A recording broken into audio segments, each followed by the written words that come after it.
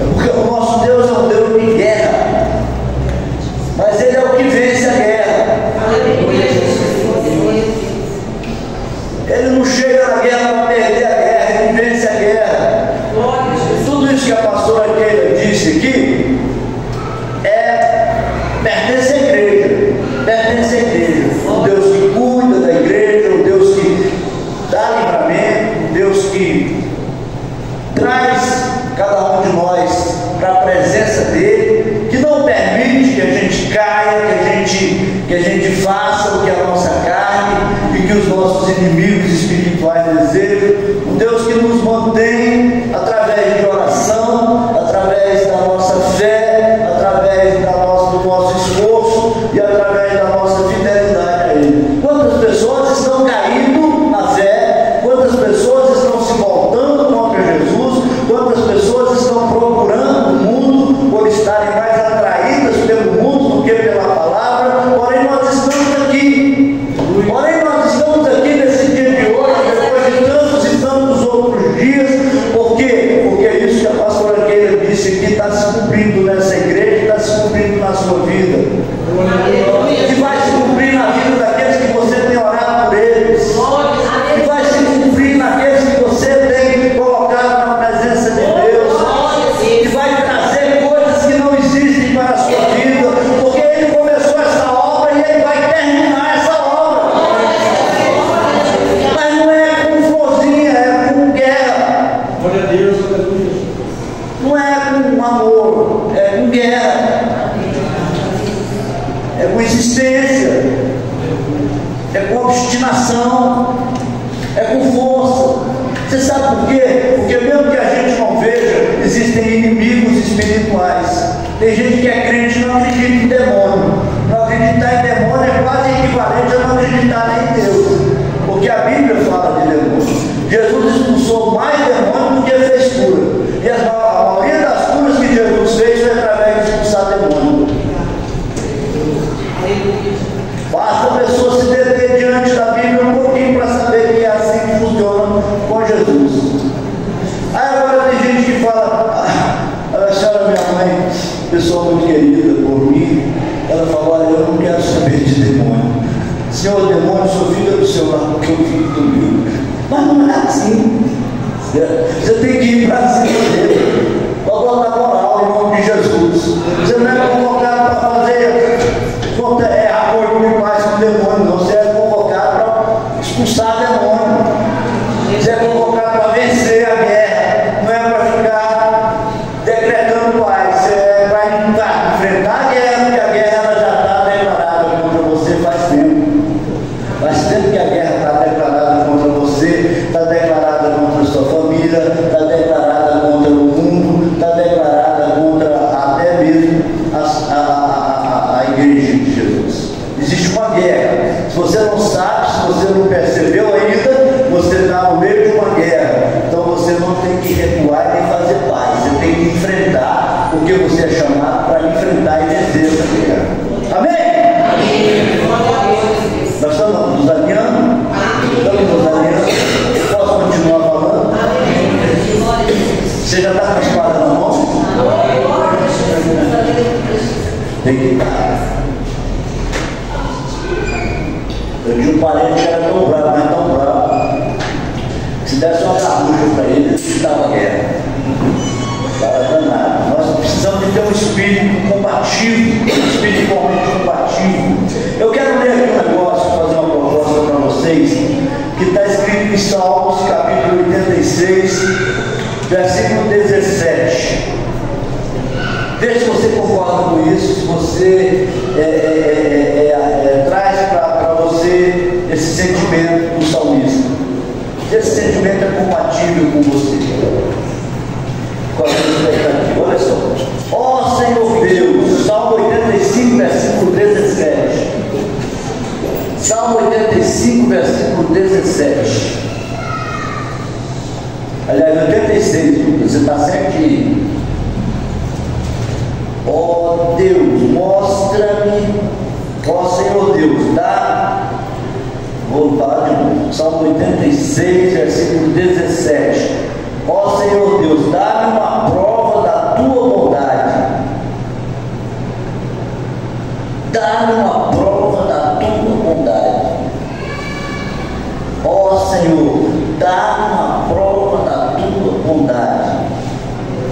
Então os que me odeiam verão que tu tens me ajudado e consolado, e ficarão envergonhados.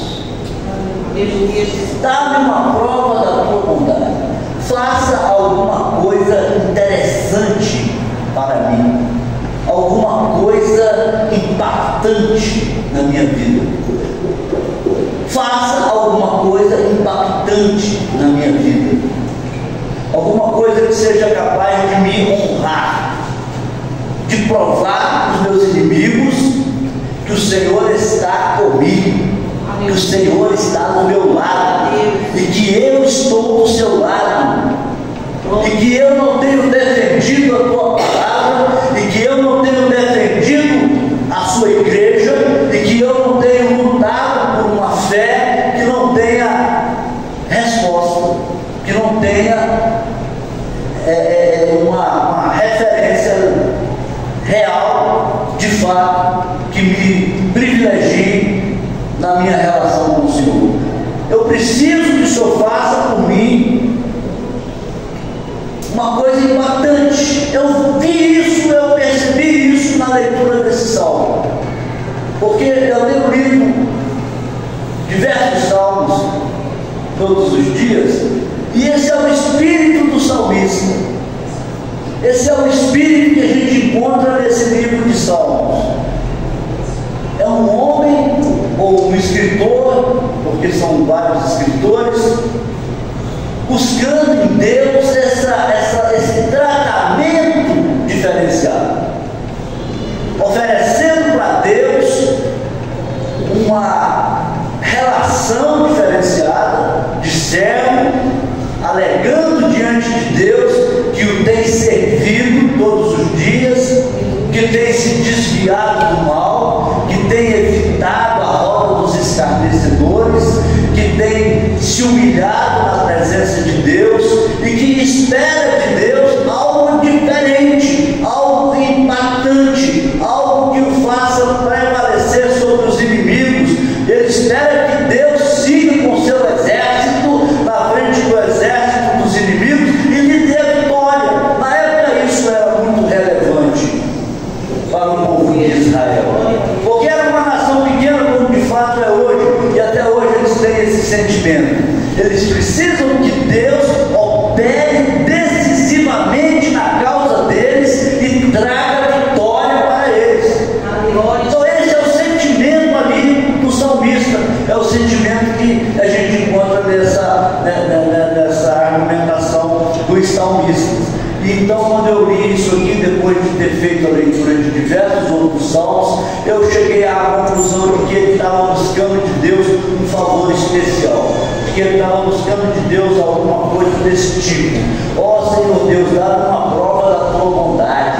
Ó Senhor Deus, meus inimigos estão chegando, me livra da mão deles. Ó Senhor Deus, me livra da lança deles. Ó Senhor Deus, fortaleça a minha mão para que eu não morra no combate. Ó Senhor Deus, esteja à minha direita e me proteja do ataque dos meus adversários, me dê vitória na guerra. Então isso é necessidade, é precisar de Deus, de fato, como na realidade nós precisamos, de acordo com até o que ele estava dizendo aqui. Nós precisamos de um Deus nesse nível. Então, como a igreja de hoje vive esperando cair coisa do céu, quando a igreja de hoje vive ouvindo pregadores fantasiosos, como eu ouvi hoje, dizendo: olha, Deus vai mandar uma bênção para você, mas essa bênção não vai chegar como normalmente se chega, ele vai mandar de uma forma especial, você pode esperar que o Deus que socorre vai te socorrer. E eu pensei comigo, esse homem está falando para uma multidão.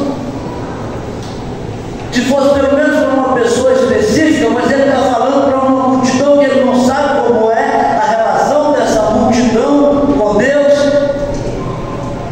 E ele então está dizendo, está falando, está pregando a respeito de um Deus que simplesmente abençoa, que simplesmente derrama ali a chuva de bênção, independente do que a pessoa faça, independente de quem seja a pessoa. Às vezes está ali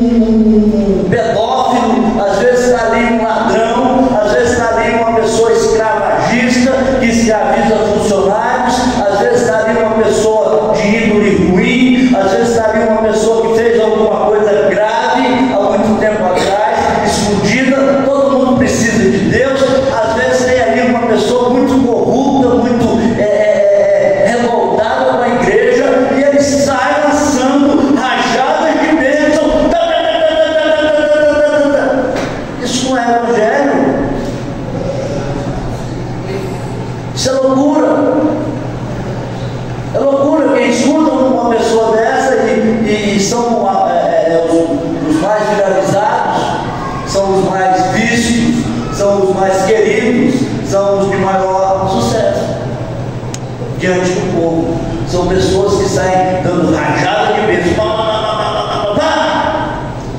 Mas isso é fantasia. Isso é fantasia religiosa.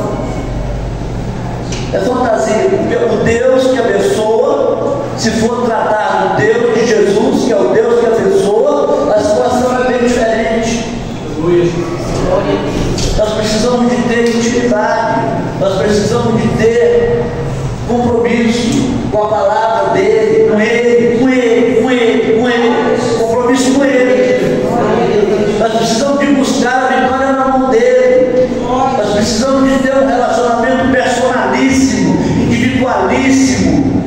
Aleluia. Nós precisamos de ter marcas dessa relação. Aleluia, Jesus. Mas ele faz, é assim que ele age. Aleluia, glória a Jesus. Às vezes você ouve dizer, onde está o Deus de Elias, onde está o Deus dos profetas antigos, onde está aquele Deus de maravilhas? E aí alguém disse, Deus lá de cima também pergunta-se, onde estão os Elias de Deus? Onde estão os homens dispostos a lutar pela causa do Senhor? Onde estão os guerreiros do Senhor, aqueles que são capazes de negar-se a si mesmo para defender a causa de Deus na face da terra, para que o reino de Deus cresça e prevaleça sobre o diabo? Onde estão aqueles que estão dispostos a saírem na guerra em nome de Jesus? Onde estão aqueles capazes de se adiantarem no processo da humilhação, de reconhecer quem você é? Quando eu falo humilhação, não estou falando de você se humilhar na presença de homens, mas você se reconhecer quem você é na presença de Deus. Davi, você pode ver em diversos salmos, ele fala, eu sou um pobre necessitado. Eu sou um pobre necessitado. Tiago, que era irmão de Jesus, que era o líder da igreja primitiva, na sua carta, no capítulo 4, versículo 7, no versículo 10, ele diz, humilhai-vos, pois, na presença do Senhor, que ele vos exaltará. Aleluia, Jesus. Humilhar na presença de Deus não é se humilhar na presença do homem, não. Humilhar na presença de Deus é reconhecer o quanto você precisa de Deus. E se submeter a Ele. E dizer, não, a vontade é sua que prevalece. Onde o Senhor quiser que eu vá, eu irei. Onde o Senhor quiser que eu esteja, é lá que eu quero estar. Submetido à sua vontade. O que tiver o seu cheiro é o que eu quero cheirar. Se falar que a igreja é obra do Senhor, eu quero amar a igreja, porque eu quero amar tudo que te pertence. Glória a Jesus. Porque eu gosto de tudo que o Senhor gosta, e detesto tudo que o Senhor detesta, é puxar saco mesmo. Na alma. Porque quem não puxa saco, puxa carroça. Vou tomar um gole d'água aqui enquanto você dá volta de convívio.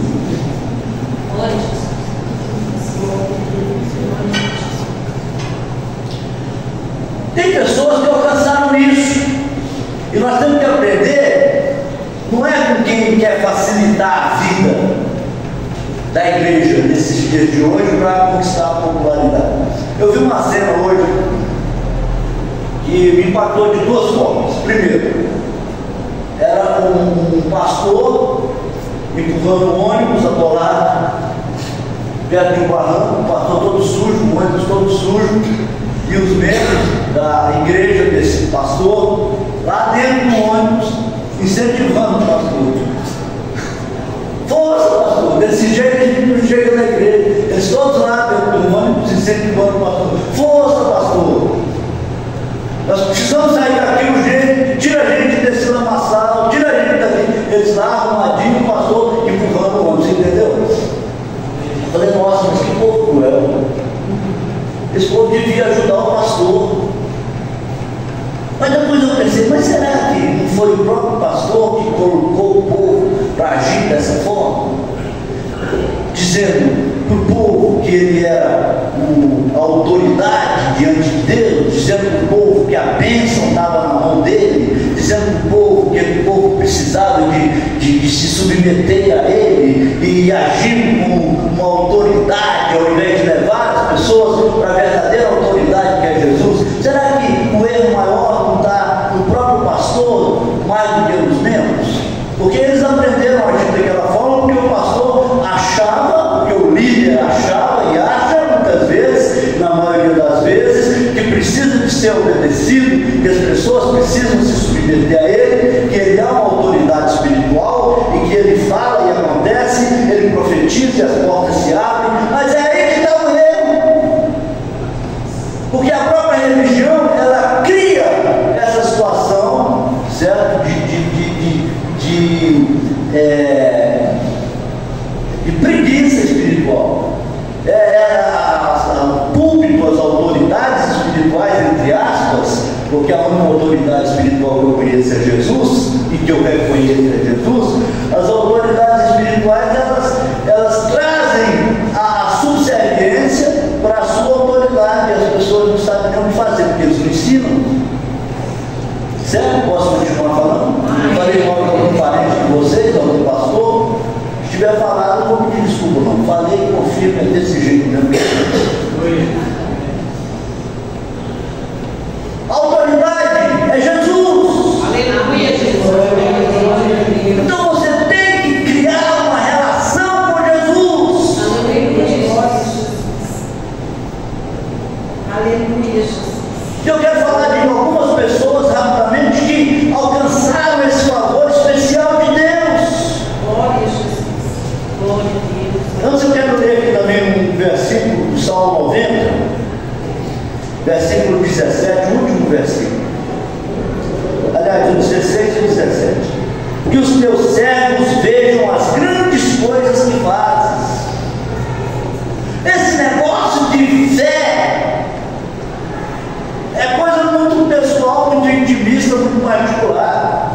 O bom não é ter fé, o bom é quando a fé consegue colocar aqui na realidade aquilo que satisfaz a nossa necessidade ou que cria um diferencial na nossa vida. Enquanto é só fé, é uma coisa que pertence só a você. Agora, quando essa fé consegue realmente se direcionar na direção correta, na direção que move a mão de Deus, e consegue trazer para a realidade a bênção de Deus, então aí as pessoas vão ver que Deus realmente é quem a gente fala que Ele é, ou que a gente pensa que Ele é. Agora a pessoa vive a vida inteira dizendo, eu tenho fé que nada vai me acontecer, eu tenho fé, você tem sorte. Porque quem tem fé consegue trazer resultado, porque Deus é Deus de resultado. Aleluia, E se a fé não produz resultado, ela é fantasia. A fé tem que produzir resultado todos os dias na nossa vida. Nem que seja um consolo. Você está naquele dia desconsolado por algum motivo, e a sua fé sai dessa cápsula, dessa particularidade, desse negócio de ser sua fé, e entre lá no reino de Deus, no trono de Deus, e traga um consolo para a sua alma. Isso não acontece quando você serve um homem, eu respeito a autoridade de Deus, mas quando você serve a Jesus, quando você cria uma intimidade com Deus, quando você se envolve na história com Jesus, a sua fé produz resultados todos os dias, todos os dias, todos os dias.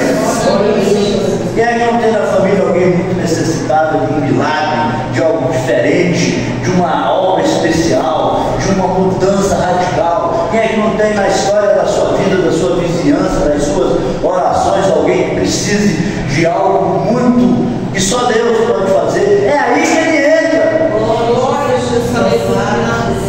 É aí que ele tem entrado na vida de muitas pessoas nesse tempo, nessa geração, as pessoas que aprendem a agir da forma que ele espera que a gente age como ser humano.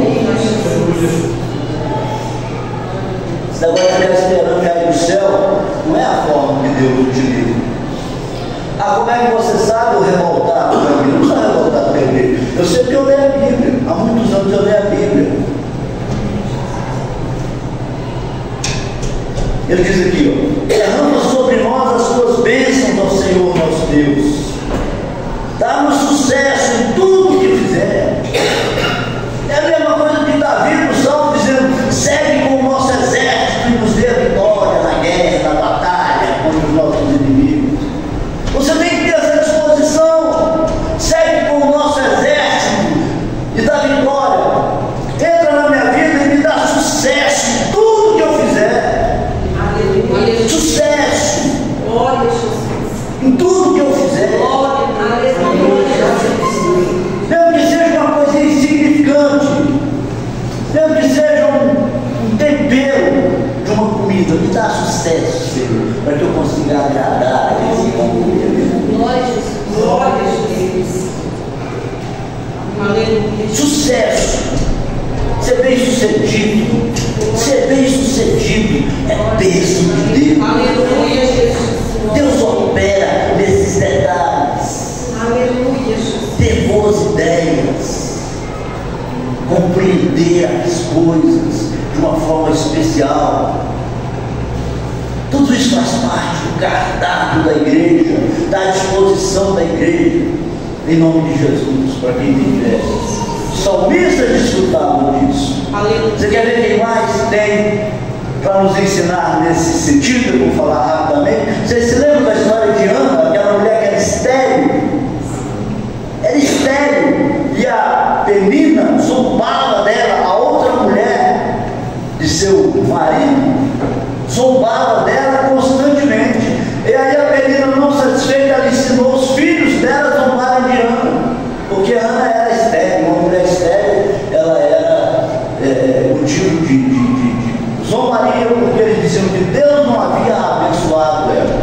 Ela não era uma pessoa abençoada por Deus. Então os judeus zombavam dela. E ela, durante muitos anos, subiu na escadaria do templo quando o marido dela, Elcana, ia visitar ali, ia fazer as suas orações anuais lá naquele templo. Ela ia e subia. Alguns estudiosos dizem que foi durante 20 anos, outros durante 10 anos, eu não sei, mas não interessa. O que interessa é que a Ana chegava lá naquele lugar e ela se humilhava na presença de Deus. E ela chorava na presença de Deus. E ela foi uma vez, e foi duas, e chorava. E ela chorava, me dá honra, me dá isso, me dá aquilo. Eu preciso da sua resposta. Eu sou sua serva. Eu não tenho culpa de ser estéril, mas o Senhor pode me tirar essa vergonha, me tirar essa desonra, antes que eu perca o marido, antes que eu me torne uma mendiga, antes que eu perca tudo que eu tenho. Eu não sou culpada de ser estéril. Eu sigo a sua palavra, eu sigo a sua lei. E um dia ela chegou no limite. Ela falou: se o Senhor me der honra, olha o limite, Diana, se o Senhor me fizer uma mulher honrada, se o Senhor abrir a minha madre, eu vou ter esse filho, eu vou dar, eu vou entregar esse filho como oferta para o Senhor. Ela foi no limite. Ela foi na última consequência. Imagina uma mulher estéril dizer que se Deus abrisse, ela não ia querer o filho, né? Ela foi no limite.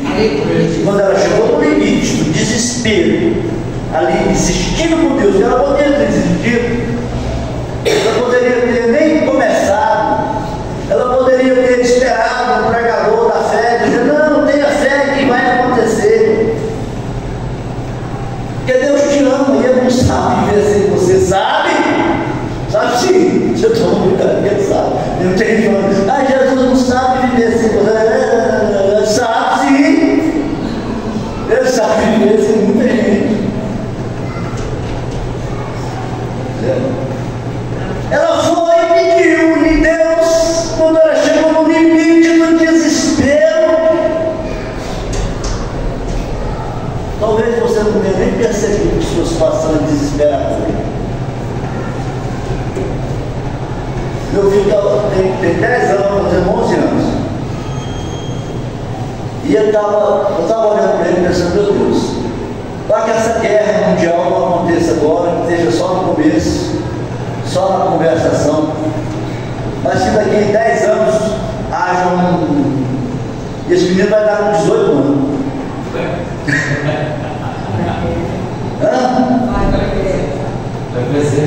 Meu Deus, como eu preciso de Deus. É uma situação desesperadora. É desesperadora. Tem um salmo que eu não me lembro qual é, que eu li esses dias agora, que falou: ó Senhor, tu paraste de andar com nossos exércitos e nossos inimigos prevaleceram sobre nós. Agora as nossas donzelas não têm mais a festa de núpcia. Eu falei, mas que tristeza, que coisa triste, porque isso significa que as moças de Israel, que antigamente eram desposadas com honra, elas se tornaram escravas e prostituídas pelos exércitos inimigos. Que coisa triste.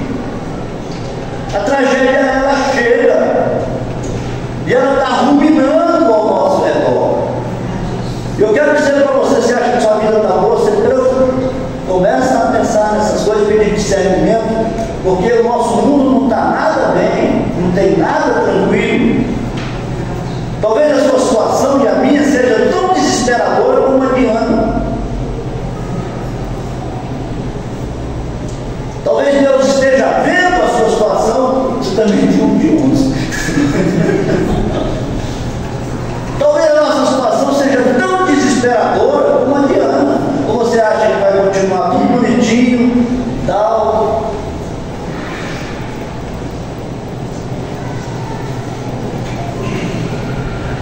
Você quer ver um outro exemplo de pessoa que venceu, que Deus fez algo diferente na vida dele, algo impactante?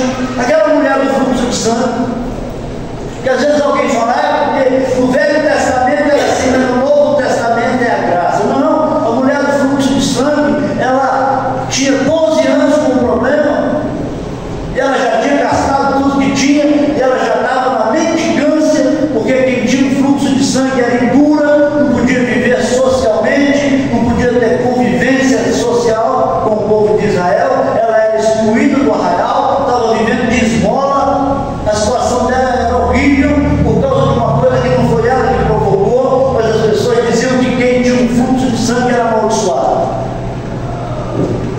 E quando Jesus passava, aquela mulher, então, ela viu em Jesus. Aleluia, Jesus. A mesma coisa que Moisés viu quando bateu com a vara na rocha e jogou lá. Ela viu ali Deus, o Deus de Israel. Ela viu Jesus e ela viu Deus. Nós devemos ver. E ela rompeu com a multidão e ela encostou naqueles homens preconceituosos que certamente ficavam uma semana se purificando porque foram tocados por ela. E ela chegou em Jesus e ela fez a coisa mais abusiva e abusada que uma pessoa no estado dela poderia fazer. Ela tocou na veste de Jesus. Ela quebrou todos os paradigmas, todos os modelos, todas as convenções. Ela, além de encostar ali nos fariseus, ela pegou na veste de Jesus com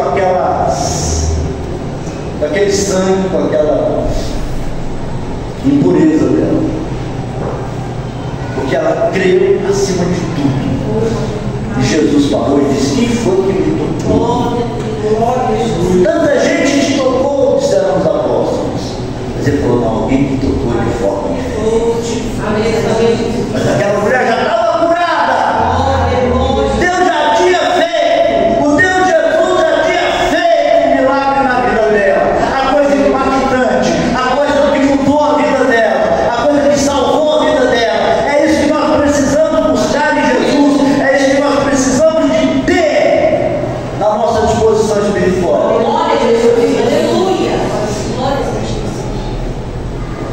Porque o diabo não quer isso não. Você quer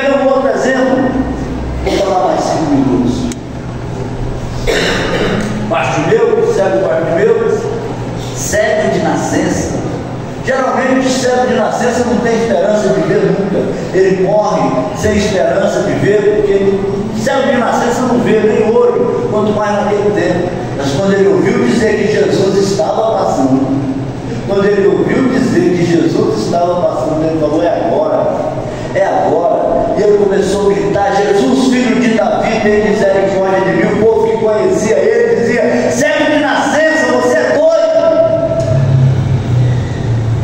cala a boca, não tem jeito de fazer nada por você, não tem como fazer nada por você, ninguém pode fazer nada por você.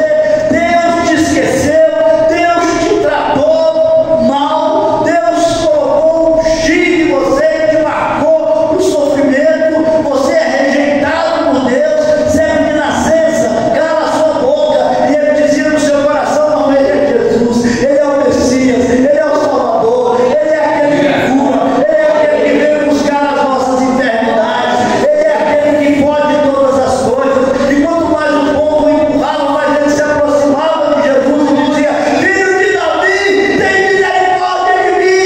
E quando ele dizia filho de Davi, ele estava dizendo promessa de Deus, Messias prometido, é agora ou nunca, tem misericórdia de mim. Jesus falou: você tem que parar, Jesus. Glória a Santíssimo. Aleluia. Glória a Deus. Aleluia. Você tem que parar, Jesus. Aleluia. Glória a Deus.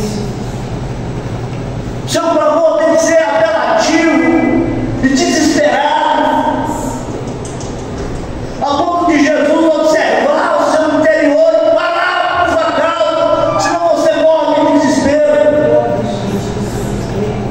e de solidão, porque ele é aquele que levanta o oprimido, ele é aquele que cuida do órfão, que cuida da viúva, ele é aquele que levanta o caído, ele é aquele que cura o enfermo. Tudo isso faz parte do caráter dele, tudo isso está à disposição de quem crê nele. Ele transforma vidas. Glória a Jesus. O Bartimeu disse: não é agora. E ele perguntou para o Bartimeu: o que você quer que eu te faça? Tem hora que Jesus cobra forte, estava ali um cego. Por que ele tinha que perguntar para um cego para judiar mais ainda dele? Parecia que era uma coisa humilhante, mais humilhante ainda. Eu podia ter entendido: mas até você acha que não tem jeito. Mas não, ele desceu mais um pouco na escada da humilhação. Ele falou: você não está vendo que eu sou cego? Eu quero ser curado, pelo amor de Deus, me cura. Então Jesus falou para ele, depois Jesus disse a ele: vai que a tua fé te salvou. Aleluia. Ali está a fé que produziu o resultado. A fé que saiu do nível da fé, saiu do território da fé e se transformou no resultado. Sua fé tem que se transformar em resultado. Amém? Oh, glória a Deus. Você pode não estar sentindo nada, mas eu estou com uma paz muito grande aqui no meu coração. Eu sei que essa palavra tenha aberto uma nova estrutura de comportamento, de percepção do poder de Deus, de atividade espiritual na sua vida. Amém? Que seja você e ele. É você e ele, como foi com Ana, como foi com a mulher do fluxo de sangue, como foi com o Bartimeu. É você ali acordando naquela hora da madrugada, descendo ali da sua cama, no frio, e falando: não, Senhor, não importa se está frio, se está calor, se eu estou com sono, se eu vou ter que acordar de manhã, se eu estou cansado, se eu não estou. O que importa é o desespero do meu coração diante do Senhor, que pode me ajudar, que pode transformar, que pode mudar a minha história, que pode mudar a minha vida, que pode mudar a vida do meu filho, que pode mudar a vida do meu sobrinho, que pode mudar a vida do meu vizinho, que pode mudar a vida das igrejas aqui da Avenida Zague-Zague, que está tudo enquadrinha de gente, que pode mudar a vida do seu povo na África, que pode mudar a vida dos missionários na Ásia, que pode mudar a vida dos missionários da China, da Índia. É o importante é o Senhor.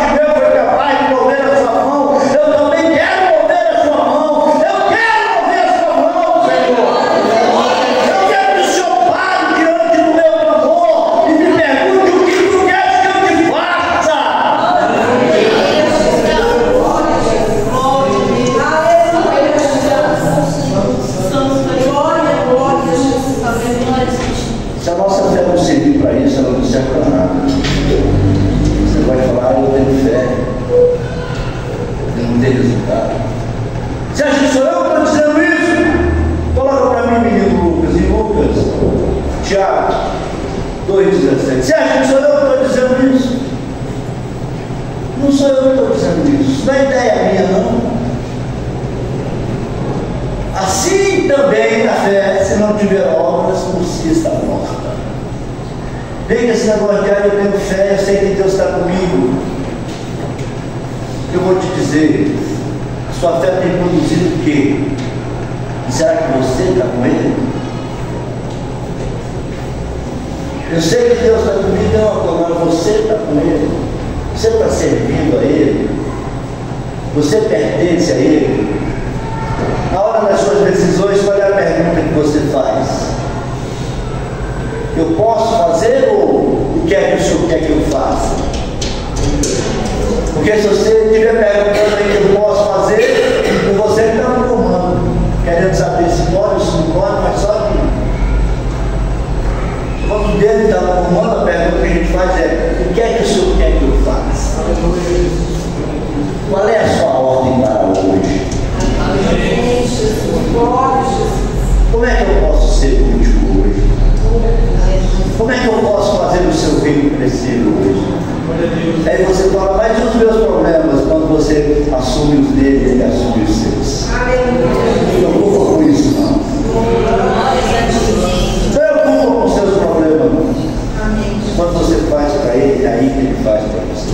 Quando você move a sua mão para ele, aí é que ele move a mão dele para você. Tá ligado? Tá ligado?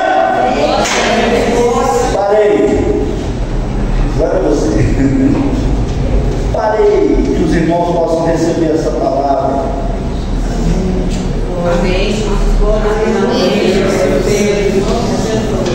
Esse eu sei que vocês recebem. Agora que os irmãos possam colocar essa palavra em prática. Glória a Deus. Receber e praticar. Receber e praticar. Ah, mas como é que eu começo a praticar essa palavra? Rapaz, se você quiser realmente praticar essa palavra, eu vou ensinar para você como é que começa. Você começa chegando para Deus e dizendo: Senhor, eu sou um pobre necessitado, mas eu quero que o Senhor cuide de mim. Eu quero depender do Senhor. Eu quero que o Senhor tenha misericórdia de mim e comece uma nova história na minha vida. Uma história onde o Senhor manda e eu obedeça. Uma história onde o Senhor fala e eu ouço. Uma história onde eu possa servir ao Senhor de todo o meu coração. É daí que a gente começa. De se posicionar no nosso devido lugar. No nosso devido lugar aos pés daquele que pode fazer por nós infinitamente mais do que nós desejamos ou pensamos. Glória a Deus. Amém?